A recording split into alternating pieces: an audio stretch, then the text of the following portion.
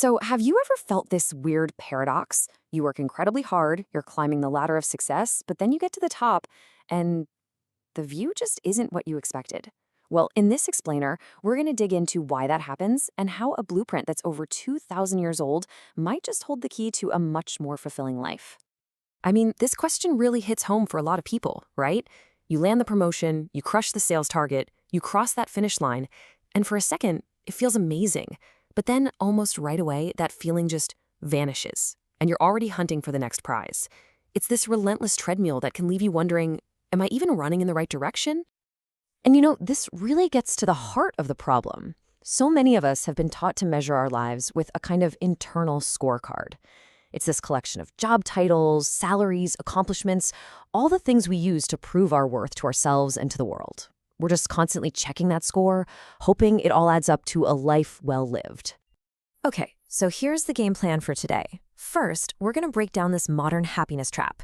Then we'll step back and ask what happiness actually is, with a little help from some ancient wisdom. From there, we'll look at a practical blueprint for virtue, see how it fits into our lives today, and finally explore a whole new way to light the path forward. All right, let's kick things off with part one, the modern happiness trap. We've really got to take a closer look at this game we're all playing, this constant and frankly often exhausting race for success. The economist Joseph Schumpeter just completely hit the nail on the head with this one. The money, the status, the power, they're not just rewards. For so many of us, they're points on the board. They're a real, tangible index of success that proves we're winning. The biggest problem, though, this is a game that never, ever ends.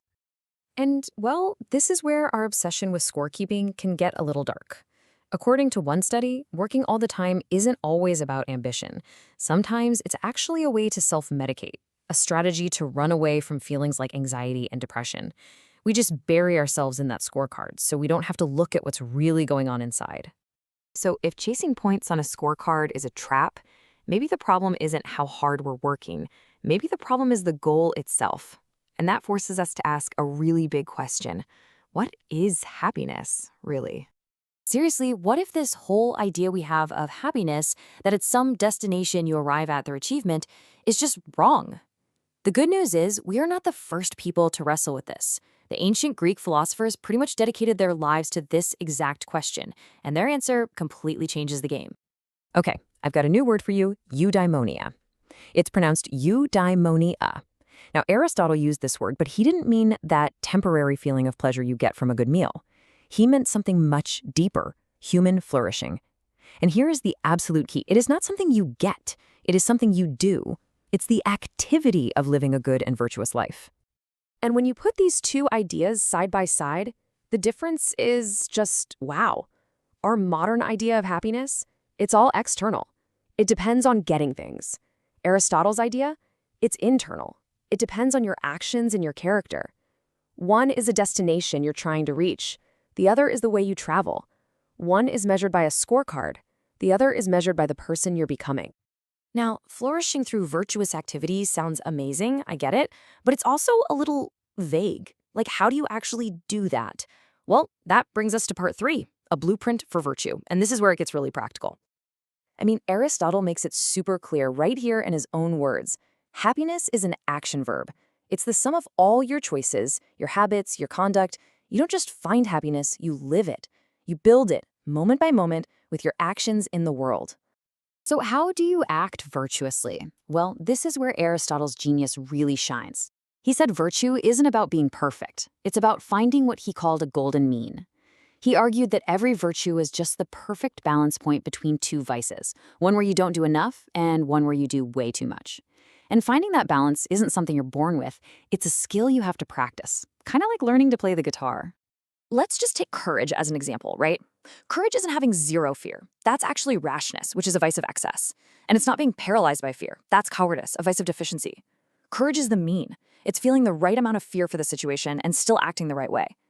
And the same logic applies to all sorts of other virtues, like generosity, which is that sweet spot between being stingy and just being wasteful.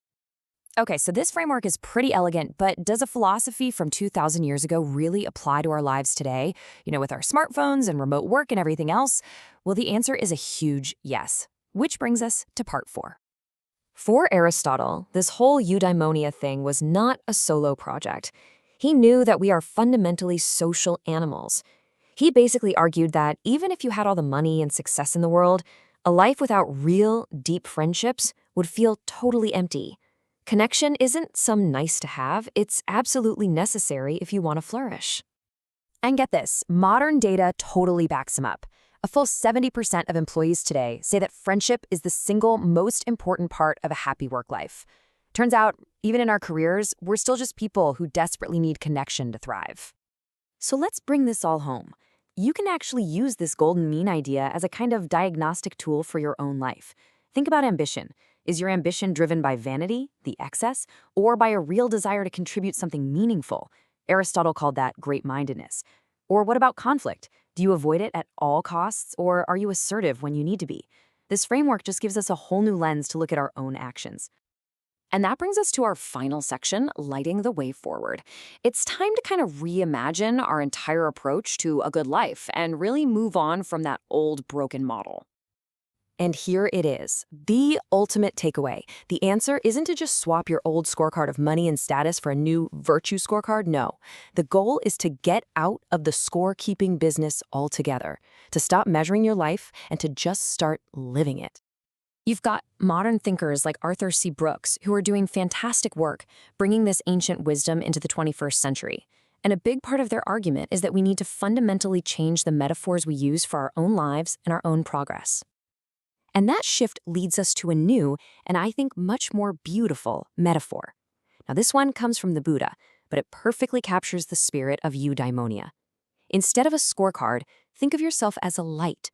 Your purpose isn't to rack up points, but to illuminate, to make your own purpose clear, and to help light the way for others. And so that leaves us with one last question. A question to replace that old habit of always checking the score. What if, at the end of each day, instead of asking, how did I do or how did I score, you asked yourself, what light did I shine today? That one small shift in focus, well, it might just change everything.